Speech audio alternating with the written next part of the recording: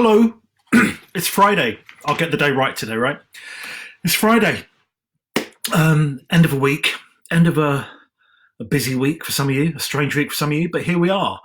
Time once more for Storytime Jackanory, and it's the last chapter of Cinderella. How excited are you? You've gone on a massive journey with me. It's been great. It's been really exciting. I've seen some amazing comments, some great feedback. So thank you very much to everyone who has come on board and joined us. Hello, Alison.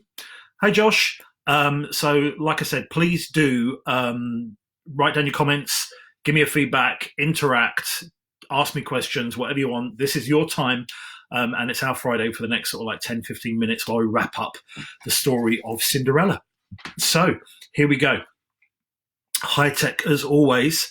Gone back to the traditional theme tune for tonight, for Friday. So here we are. And I've got to stop sniffing. Here we go. Jackanory, Jackanory.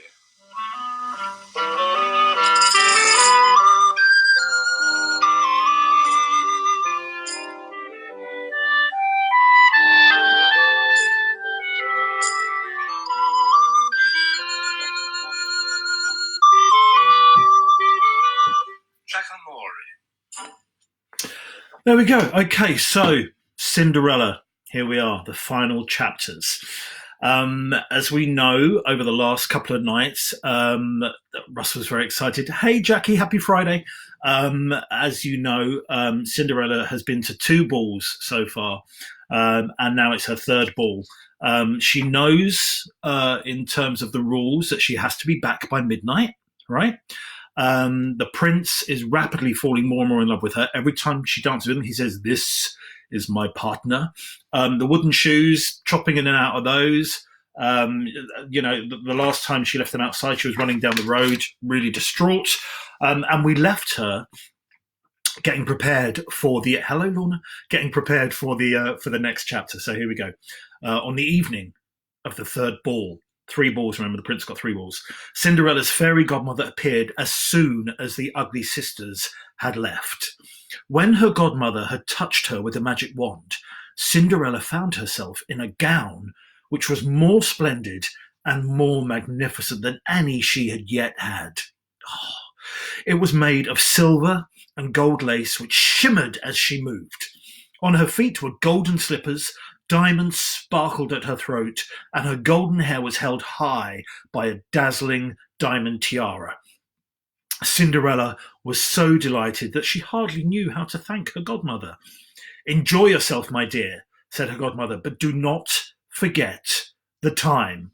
And here we see her resplendent as before in Lorna said this is her favourite dress of the series, in her shimmering sort of star gown there. Let's see what happens. Alison, turn the page. When Cinderella arrived at the ball in her dress of silver and gold, she looked so magnificent that no one knew how to speak for astonishment, like open mouth. The prince danced with no one but Cinderella all evening, and if anyone invited her to dance, he said, "This is my partner." Cinderella was so happy, she forgot all about the time.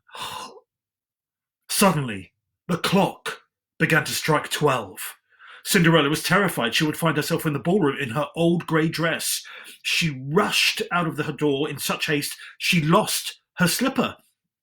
Now, I know the whole glass slipper thing hasn't appeared in the entire story. 3 balls, no glass slippers. Maybe somebody can do some research and Google it and find out. Sure, it's probably a Disney thing where the glass slipper came in. Anyway, we digress. Golden slippers, traditional. Charles Perrault, original author of the story, that's what he wanted. The prince ran after her and saw the slipper. He picked it up. It was small and dainty and all golden. And here we see the prince looking rather fine there in a sort of powder blue. I would say powder blue at the moment, and the smallest gold. I mean, it's difficult in terms of proportion. The smallest, she must be like a 3, maybe a 3 or a 4 in terms of shoe size. Obviously. So there we are. Turn the page. By the time, thank you, Mr. Thompson. Yes, 3 balls. By the time Cinderella reached the place where her carriage had been, it had disappeared. just gone, vanished into thin air. And she was in her old clothes. This time she had to run all the way home. That's like a long journey, right? I mean, it's 15 minutes by carriage, so a good 45-minute run, maybe. Anyway, she's putting the work in. The prince looked everywhere for her, but could not find her. He still did not know her name, but he had fallen in love with her and was determined to marry her. Oh, how beautiful is that? So, the next morning, the prince took the golden slipper to his father, the king, and said, "No one shall be my wife, but she whose foot this golden slipper fits." Repeat that one more time. "No one shall be my wife, but she whose foot this golden slipper fits." Quite a good proclamation, right? And the prince has changed yet again. Okay, so like every time we see him, new outfit, sort of a red ensemble now, fierce red shoes, very nice. Looking at the thighs, needs to do a bit of upper body thigh workout. Thighs are looking, calves looking okay, but his thighs are really thin. And Dad isn't looking too impressed, right? But let's have our fingers crossed that the prince can get his true love. The king's herald was sent through the streets of the city, carrying the small golden slipper on a purple cushion. The prince himself followed the herald, hoping to find the lady with whom he had danced. Every lady who had been to the feast was eager to try on the slipper, well, naturally, right? Each one hoped the slipper would fit her and that she would marry the prince. Bit delusional.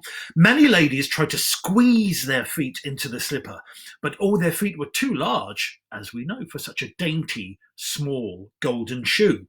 At last, the herald, followed by the prince, came to Cinderella's house. So here we see, look, Prince on horseback. Let me just put a bit more light on that. Oh, there we go. Prince on horseback there, going through the streets. Herald in front with cushion. Ladies there, eager to try it on, but obviously they've got big old feet.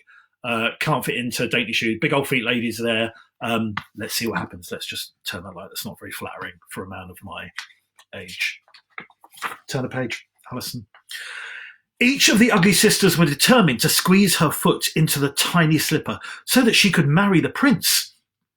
But they both had large, ugly feet. Even though they struggled until their ugly feet were bleeding, neither one could force her foot into the slipper. Serves them right, right? At last, the prince turned to Cinderella's father and asked, "Have you no other daughter?"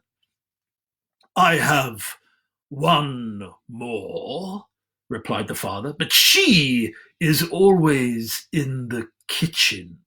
Then the ugly sisters cried out, "She's much too dirty. She cannot show herself." God, they're really ashamed of her, right? But the prince insisted, and so Cinderella was sent for. Here we see, bring down the light, get it all in there. Here we see ugly sisters, big old feet, can't get in there. Father looking in the background. Prince, hand on hips, not impressed, right? Thinking, please don't let them fit. And Harold there with his cushion. So, okay. Nervous times, getting near the end. Here we go. Turn the page. Oh, Chanel's. Cinderella first washed her hands and face clean. Washed her hands for 20 seconds, maybe. Who knows? Hands and face clean, and then went and bowed down before the prince, who gave her the golden shoe. She seated herself on her stool, drew her foot out of the heavy wooden shoe. There they are, one last time, right? Wooden shoes! And put it into the slipper, which fitted like a glove, which is unusual because it's a shoe, so it should actually fit like a shoe, unless she's got really long toes, like fingers. Anyway, we digress. When Cinderella stood up and the prince looked at her face, he knew it was the beautiful maiden who had danced with him. He cried out, This is the true bride." Round of applause, everyone. Wave, clap. Any engagement there? Nothing. You're all just dumbstruck. Yet he knew this is the true bride. At that moment, Cinderella's fairy godmother appeared and turned her once more into the beautiful princess. The old grey dress became a beautiful velvet gown. The prince lifted Cinderella onto his horse and rode away with her. Can you imagine the look on the ugly sister's faces? Like, what the? And here he is, look, on his horse. We're not finished yet. On his horse there, look, taken her away, whisked her off, happy as anyone could be, ready for a new life. Oh, it's amazing. Let me just check to see. Oh, we have got some messages here. Hang on a second. So, Alison Fade, 3 balls 4. What? We'll just pause here. Didn't she, Chris Rainbow, didn't she have a fur slipper? Now, actually, that's true, right? There were some fur slippers somewhere. Thank you, the Chicago t-shirt. Where's he from? Who, me? Hitler had a thank you, Paula. Dad needs to diet. Right. Thanks. I'm really loving this. Purple cushion. Oh, my God. Thank you, Joe Domain, Major Week. I didn't realise all those comments were here. Sorry. Yes, I know you're rooting for the Butler Louis Thompson. Oh, my God. I'm not even going to answer the last comment he put. So, ladies and gentlemen, boys and girls, shall we finish Cinderella on this Friday so you can all nestle down with your loved ones? The two ugly sisters were horrified to discover that Cinderella was the beautiful. I'm sorry, I'm not reading this for the first time, but the two ugly sisters were horrified to discover that Cinderella was the beautiful princess who had been at the 3 balls. They were so angry and they were pale with rage. And birds swooped down from the sky and pecked. No, that's Into the Woods. A bit of Sondheim there for you. So they discovered Cinderella was the beautiful princess who had been at the 3 balls. They were so angry, they were pale with rage. At the palace, the king was glad to welcome his son's bride. He arranged a magnificent wedding for the prince and Cinderella. All the kings and queens, the princes and princesses in the land came to the wedding, and the wedding feast lasted a whole week. And what do you guess happens next? And so Cinderella and the prince lived, everybody, happily ever after. There we go. Now look at this.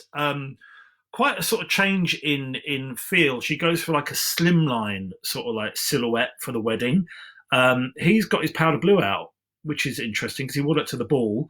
Two little twinks at the back there, holding up the trail, and obviously an array of guests there for the end of Cinderella. Let's just see any more comments that we have. Hang on one second, just in case I've missed out anybody. Beautiful. Okay. Hey, Ronnie. He's laughing. So there we are. There's Cinderella. I suppose the story of Cinderella is a classic, right? And it's one that tells you that basically, if you are sort of like without hope, that there's always hope, right? There's always some sort of something waiting for you around the corner. If you are alone, there's always someone who's going to look out for you.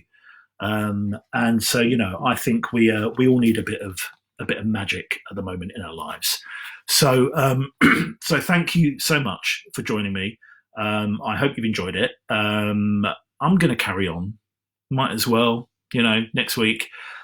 We had a selection. There are lots of these to choose from, and I did sort of debate what to choose, and I've decided to go for next week. Yeah. Twists and Turns, Sleeping Beauty, a classic. Obviously, a beautiful young girl. Paula Harris, 3 Billy Goats Gruff, Trip Trap. We should see. It is Jerry Springer's last time. So, Sleeping Beauty next week, Monday 7:15 for the first instalment. Really classic tale. There are 15 fairies in this version. 15 fairies, lots to look out for. A prince who has some really suspect headwear, and obviously Beauty encounters a nasty prick, which we've all had to deal with at some point in our lives, right? So yeah, and there's a talking frog in the first page, right?